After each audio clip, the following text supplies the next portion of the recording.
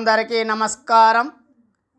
April 11 Mahatma Jyotirao Phule జయంతి. ఆ మహనీయునికి ఘన నివాళులు అర్పిద్దాం. జ్యోతిరావు గోవిందరావు పూలే. జ్యోతిరావు గోవిందరావు పూలే ఏప్రిల్ 11, 1827, 28 నవంబరు 1890 కాలానికి చెందినవారు.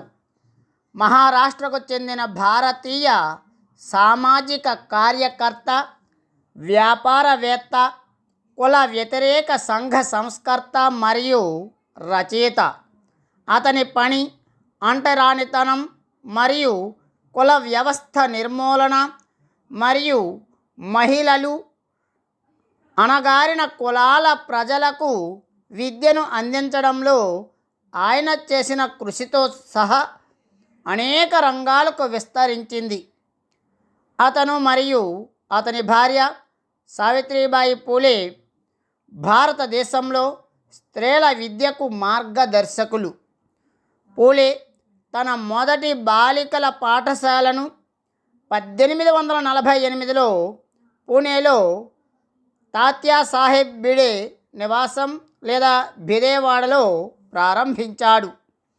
అతను తన అనుచరులతో కలిసి సత్యశోధక్ సమాజ్ అంటే సత్యశోధకుల సంఘంను స్థాపించాడు.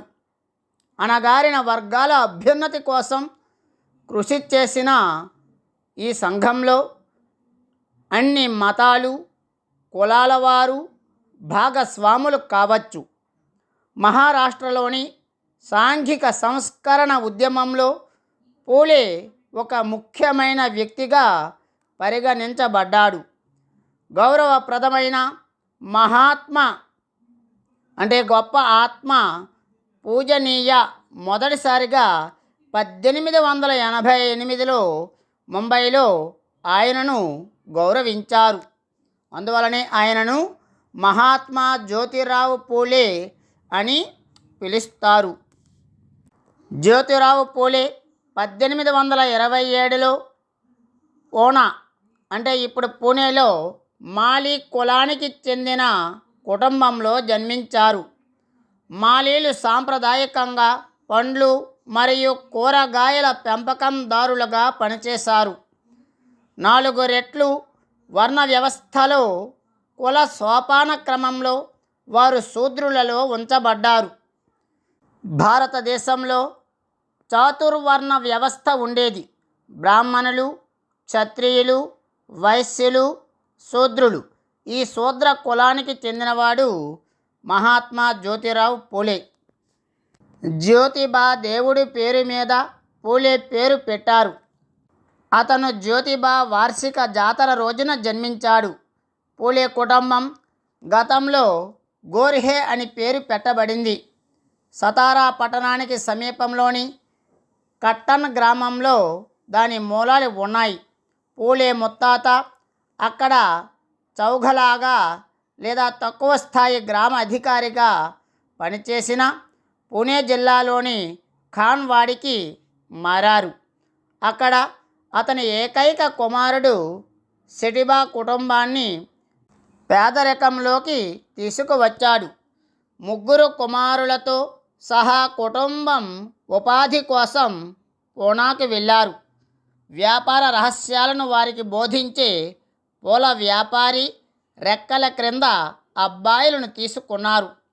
పెరగడం మరియు ఏర్పాటు చేయడంలో వారి నైపుణ్యం బాగా ప్రసిద్ధి చెందింది మరియు వారు గోర్హే స్థానంలో పూలే అంటే పుష్ప మనిషి అనే పేరును స్వీకరించారు.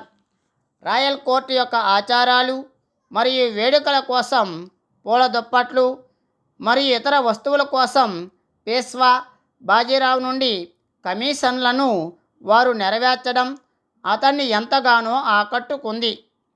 అతను వారికి 35 ఎకరాలు అంటే 14 హెక్టార్లు భూమిని మంజూరు చేశాడు. ఇనాం వ్యవస్థ, దీని ద్వారా దానిపై ఎటువంటి పన్ను చెల్లించబడదు. పెద్ద సోదరుడు ఆస్తిని పూర్తిగా నియంత్రించడానికి కుతంత్రం చేశాడు. తమ్ముడు ఇద్దరు తోబుట్టువులు. జ్యోతిరావు పూలే తండ్రి గోవిందరావు వ్యవసాయం మరియు పూల అమ్మకం కొనసాగించారు. గోవిందరావు చిమ్నాబాయిని వివాహం చేసుకున్నాడు. మరియు ఇద్దరు కుమారులు ఉన్నారు. వీరిలో జ్యోతిరావు చిన్నవాడు. చిమ్నాబాయి ఒక వయసు నిండకముందే మరణించింది. అప్పటి వెనుకబడిన మాలి కమ్యూనిటీ విద్యకు పెద్దగా ప్రాధాన్యత ఇవ్వలేదు. మరియు ప్రాథమిక పాఠశాలలో చదవడం, రాయడం మరియు గణితంలో ప్రాథమికాలను నేర్చుకున్న తర్వాత జ్యోతిరావును తన తండ్రి పాఠశాల నుండి ఉపసంహరించుకున్నారు.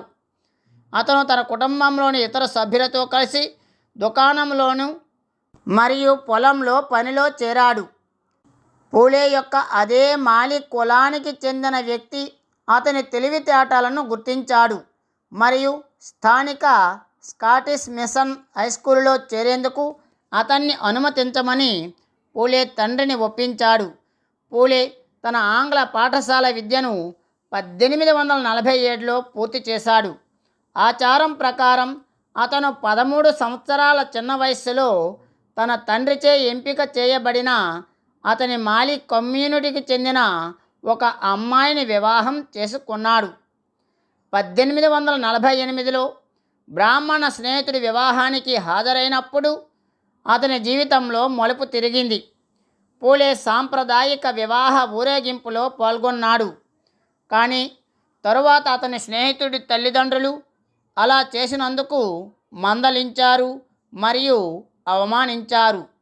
అతను శూద్ర కులానికి చెందినవాడు కాబట్టి ఆ వేడుకకు దూరంగా ఉండాలని స్పృహ కలిగి ఉండాలని వారు చెప్పారు. ఈ సంఘటన అతన్ని తీవ్రంగా ప్రభావితం చేసింది మరియు కుల వ్యవస్థలో అంతర్లీనంగా ఉన్న అన్యాయంపై అతని అవగాహనను రూపొందించింది.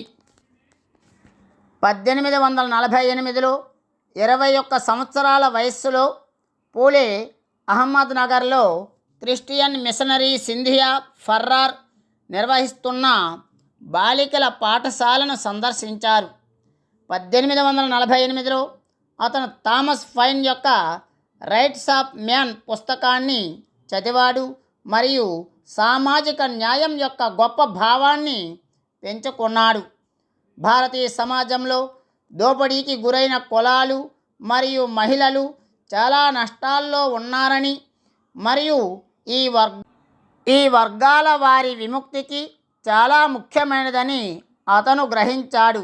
ఈ క్రమంలో మరియు అదే సంవత్సరంలో పూలే మొదట తన భార్య సావిత్రిబాయికి చదవడం మరియు రాయడం నేర్పించారు. ఆ తర్వాత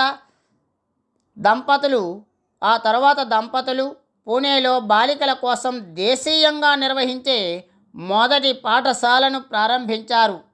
అతను తన సోదరి సుగుణబాయి క్షీరసాగర్, అతని అత్త కూతురికి కూడా సావిత్రిబాయితో మరాఠీ రాయడం నేర్పించాడు. పూణేలోని సంప్రదాయవాద ఉన్నత కుల సమాజం అతని పనిని ఆమోదించలేదు. కానీ చాలామంది భారతీయులు మరియు యూరోపియన్లు అతనికి ఉదారంగా సహాయం చేశారు. పూణేలోని సంప్రదాయవాదులు అతని స్వంత కుటుంబాన్ని మరియు సమాజాన్ని బహిష్కరించాలని కూడా బలవంతం చేశారు. ఈ క్రమంలో వారి స్నేహితుడు ఉస్మాన్ షేక్, అతని సోదరి ఫాతిమా షేక్ వారికి ఆశ్రయం కల్పించారు. తమ ప్రాంగణంలో పాఠశాలను ప్రారంభించేందుకు కూడా సహకరించారు. తరువాత పూలేలు, మహర్ మరియు మాంగ్ వంటి అంటరాని కులాల పిల్లల కోసం పాఠశాలలను ప్రారంభించారు. 1852లో 3 పూలే పాఠశాలలు అమలులో ఉన్నాయి. ఈ పాఠశాలలో 273 మంది బాలికలు విద్యను అభ్యసిస్తున్నారు. కానీ 1858 నాటికి అవన్నీ మూతపడ్డాయి. 1857 తిరుగుబాటు కారణంగా ప్రైవేట్ యూరోపియన్ విరాళాలు ఎండిపోవడం, ప్రభుత్వ మద్దతును ఉపసంహరించుకోవడం మరియు పాఠ్యాంశాలకు సంబంధించి అసమ్మతి కారణంగా పాఠశాల నిర్వహణ కమిటీకి జ్యోతిరావు రాజీనామా చేయడంపై ఎలియనోర్ జెలియట్ నిందించారు. మహిళా సంక్షేమం. అంటరాని వారు తమ నీడలతో ఎవరిని కలుషితం చేయకూడదని మరియు వారు ప్రయాణించిన మార్గాన్ని తుడిచివేయడానికి వారి వీపుపై చీపురుని ఎలా అంటించాలో పూలే చూశారు. అంటరాని స్త్రీలు ఎలా బలవంతంగా నగ్నంగా నృత్యం చేస్తారో అతను చూశాడు. యువ వితంతువులు తమ జీవితంలో ఎలాంటి ఆనందానికి దూరంగా ఉండటం, వారి తలలను సేవ్ చేసుకోవడం చూశాడు. అసమానతను ప్రోత్సహించే ఈ సాంఘిక దురాచారాలన్నింటినీ చూసి మహిళలకు విద్యను అందించాలనే నిర్ణయం తీసుకున్నాడు. అతను తన భార్యతో ప్రారంభించాడు. ప్రతిరోజు మధ్యాహ్నం జ్యోతిరావు తన భార్య సావిత్రిబాయి పూలేతో కూర్చుని అతను పనిచేసే పొలాలకు వెళ్ళినప్పుడు అతనికి భోజనం తీసుకురావడానికి ఆమెకు విద్యను అందించాడు. అతను తన భార్యను పాఠశాలలో శిక్షణ పొందేందుకు పంపాడు. భార్యాభర్తలు 1848లో పూణేలోని విశ్రాంబాగ్ వాడలో భారతదేశపు మొట్టమొదటి బాలికల పాఠశాలను స్థాపించారు. అతను వితంతు పునర్వివాహాన్ని ప్రోత్సహించాడు మరియు 1863లో ఆధిపత్య కుల గర్భిణీ వితంతువులు సురక్షితమైన ప్రదేశంలో ప్రసవించడానికి ఒక గృహాన్ని ప్రారంభించాడు. శిశు హత్యల రేటును తగ్గించే ప్రయత్నంలో అతని అనాథాశ్రమం స్థాపించబడింది. 1863లో పూణేలో ఒక భయంకరమైన సంఘటన జరిగింది. కాశీబాయి అనే బ్రాహ్మణ వితంతువు గర్భం దాల్చింది మరియు అబార్షన్ కోసం ఆమె చేసిన ప్రయత్నాలు ఫలించలేదు. బిడ్డకు జన్మనిచ్చిన తర్వాత చంపి బావిలో పడేసిన ఆమె చేసిన పని వెలుగులోకి వచ్చింది. ఆమె శిక్షను ఎదుర్కోవలసి వచ్చింది మరియు జైలు శిక్ష విధించబడింది. ఈ సంఘటన పూలేను చాలా కలతపెట్టింది. అందుకే తన చిరకాల మిత్రుడు సదాశివ్ బల్లాల్ గోవాండే మరియు సావిత్రిబాయితో కలిసి శిశు హత్య నిరోధక కేంద్రాన్ని ప్రారంభించాడు. పూణే చుట్టూ కరపత్రాలు అతుక్కుపోయాయి. వితంతువులారా, ఇక్కడకు వచ్చి మీ బిడ్డను సురక్షితంగా మరియు రహస్యంగా ప్రసవించండి. మీరు శిశువును మధ్యలో ఉంచాలా లేదా మీతో తీసుకువెళ్ళాలా అనేది మీ ఇష్టం. ఈ అనాథాశ్రమం పిల్లలను చూసుకుంటుంది. పూలే దంపతులు 1880ల మధ్యకాలం వరకు శిశు హత్య నిరోధక కేంద్రాన్ని నడిపారు. పూలే తన ఇంటిని తెరవడం ద్వారా మరియు దోపిడీకి గురైన కులాల సభ్యులకు తన నీటి బావిని ఉపయోగించడం ద్వారా దోపిడీకి గురైన కులాల చుట్టూ ఉన్న సామాజిక అంటరానితనం యొక్క కళంకాన్ని తొలగించడానికి ప్రయత్నించారు. మతం మరియు కులం మీద అభిప్రాయాలు. ఆర్యుల ద్రోహపూరిత తిరుగుబాటు కంటే ముందున్న పౌలే మహాబలి అంటే రాజుబలి పాలనను పునఃస్థాపన చేయాలని పూలే విజ్ఞప్తి చేశారు. అతను ఆర్యన్ దండయాత్ర సిద్ధాంతం యొక్క తన స్వంత సంస్కరణను ప్రతిపాదించాడు. ఆ సిద్ధాంతం యొక్క ప్రతిపాదకులు జాతిపరంగా ఉన్నతంగా భావించే భారతదేశాన్ని ఆర్యన్ విజేతలు నిజానికి స్థానిక ప్రజలను అనాగరికంగా అణచివేసేవారు. వారు తమ బ్రాహ్మణ వారసుల పూర్వ వైభవాన్ని నిర్ధారిస్తూ అణచివేత మరియు సామాజిక విభజన కోసం ఒక ఫ్రేమ్వర్క్గా కుల వ్యవస్థను స్థాపించారని అతను నమ్మాడు. అతను భారత ఉపఖండం యొక్క తదుపరి ముస్లింల విజయాలను అదే విధమైన అణచివేత గ్రహాంతర పాలనగా భావించాడు. అయితే అతను సాపేక్షంగా జ్ఞానోదయం పొందిన మరియు ప్రేరేపించబడిన వర్ణాశ్రమ ధర్మ వ్యవస్థకు మద్దతు ఇవ్వని బ్రిటిష్ వారి రాకలో హృదయాన్ని తీసుకున్నాడు. ఆపై ఆ మునుపటి ఆక్రమణదారులచే శాశ్వతమైనది. తన పుస్తకం గులాంగిరిలో దోపిడీకి గురైన కులాలు తాము అన్ని మానవ హక్కులకు అర్హులని గుర్తించినందుకు క్రైస్తవ మిషనరీలు మరియు బ్రిటిష్ వలసవాదులకు కృతజ్ఞతలు తెలిపారు. సాంప్రదాయ వర్ణ వ్యవస్థకు వెలుపల ఉన్న ప్రజలకు వర్ణనగా మరాఠీ పదం దళిత్ విరిగిన చూర్ణం పరిచయం చేసిన ఘనత ఆయనది. 1882లో ఎడ్యుకేషన్ మిషన్ విచారణలో పూలే అట్టడుగు కులాలకు విద్యను అందించడంలో సహాయం చేయాలని పిలుపునిచ్చారు. దీనిని అమలు చేయడానికి అతను గ్రామాల్లో ప్రాథమిక విద్యను తప్పనిసరి చేయాలని సూచించాడు. ఉన్నత పాఠశాలలు, కళాశాలల్లో అట్టడుగు వర్గాలకు చెందిన వారు ఎక్కువగా చేరేందుకు ప్రత్యేక ప్రోత్సాహకాలు అందించాలని కోరారు. సత్యశోధక్ సమాజ్ 24 సెప్టెంబరు 1874న పూలే అణగారిన వర్గాల స్త్రీలు, శూద్రులు మరియు దళితుల హక్కులపై దృష్టి పెట్టడానికి సత్యశోధక్ సమాజ్ను స్థాపించాడు. ఈ సమాజంలో అతను విగ్రహారాధనను వ్యతిరేకించాడు మరియు కుల వ్యవస్థను ఖండించాడు. సత్యశోధక్ సమాజ్ హేతుబద్ధమైన ఆలోచన వ్యాప్తి కోసం ప్రచారం చేసింది మరియు పూజారుల అవసరాన్ని తిరస్కరించింది. మానవ శ్రేయస్సు, ఆనందం, ఐక్యత, సమానత్వం మరియు సులభమైన మత సూత్రాలు మరియు ఆచారాల ఆదర్శాలతో పూలే సత్యశోధక్ సమాజ్ను స్థాపించారు. పూణేకు చెందిన ఒక వార్తాపత్రిక దేన్బంధు సమాజ్ అభిప్రాయాలకు గాత్రాన్ని అందించింది. సమాజ్ సభ్యత్వంలో ముస్లింలు, బ్రాహ్మణులు మరియు ప్రభుత్వ అధికారులు ఉన్నారు. పూలే యొక్క స్వంత మాలికులం సంస్థకు ప్రముఖ సభ్యులను మరియు ఆర్థిక మద్దతుదారులను అందించింది. ధనుంజయ్ కీర్ ప్రకారం 1888 మే 11న బొంబాయికి చెందిన మరో సంఘ సంస్కర్త విఠలరావు కృష్ణాజీ వందేకర్ ద్వారా పూలేకు మహాత్మా బిరుదు లభించింది.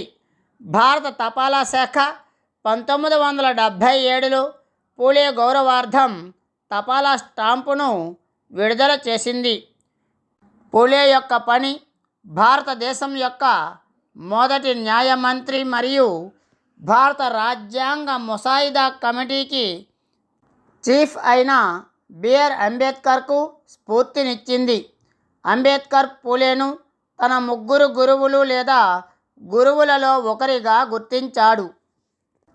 ఇదండి పూలే జీవిత చరిత్ర. ఈ వీడియో మీకు నచ్చినట్లయితే లైక్ చేయండి, షేర్ చేయండి, సబ్స్క్రైబ్ చేయడం మాత్రం మర్చిపోవద్దు. పక్కనే ఉన్న గంట సింబల్ని నొక్కండి. ధన్యవాదములు.